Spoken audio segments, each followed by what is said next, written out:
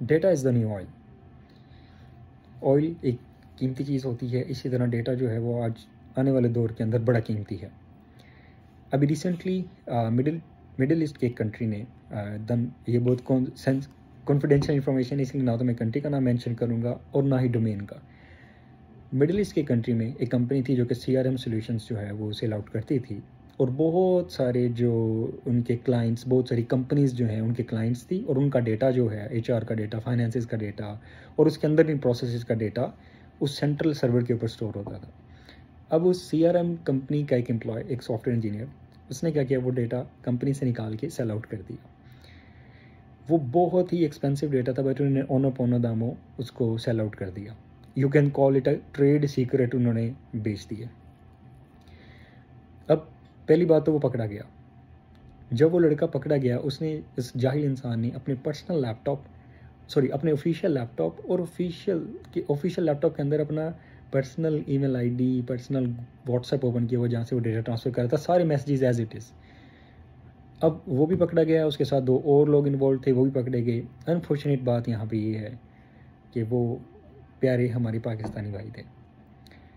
अब उससे क्या हुआ, वो तो उनका चैप्टर तो क्लोज़ हो गया ना, जिन्होंने और आपको मैं बताऊँ, मिडिल ईस्ट के अंदर डेटा कॉन्फिडेंशियलिटी जब आप ब्रीच करते हैं, डेटा ब्रीच होती है, तो उसकी लॉज बहुत सख्त हैं। अब उससे नुकसान क्या हुआ, हमारे जो उस कंपनी में उस वीक में 3 पाकिस्तानियों का इंटरव्यू स्केड्यूल था, सॉफ्टवेयर इंजीनियर्स का।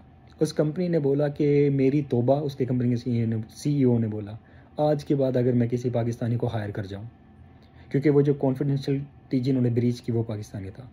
देखिए, हम में से हर कोई अपने मुल्क का रिप्रेजेंटेटिव है। एक डिफरेंट लेवल पे आप अपनी फैमिली के रिप्रेजेंटेटिव हैं, आप अपने एरिया के, आप अपने प्रोविंस के, और आउट ऑफ कंट्री जाके आप अपनी कंट्री के। अगर हम आउट ऑफ कंट्री जाके इस तरह लॉज का ब्रेक करेंगे, तो हम इवेंचुअली फिर हम कल को बोलते हैं कि ना यार, हमारी इस पॉलिटिकल पार्टी की वजह से, उस पॉलिटिकल पार्टी की वजह, हमारे लीडर्स की वजह से हमारी इज़्ज़त नहीं है। अब आप मुझे ये बताएं कि ये डाटा सेल आउट करने में क्या इमरान खान आया था, या नवाज शरीफ आया था, या आसिफ जरदारी साहब आए थे? उनमें से कौन बंदा आया था जिसने आके ब्रीच किया? किसी ने भी नहीं किया।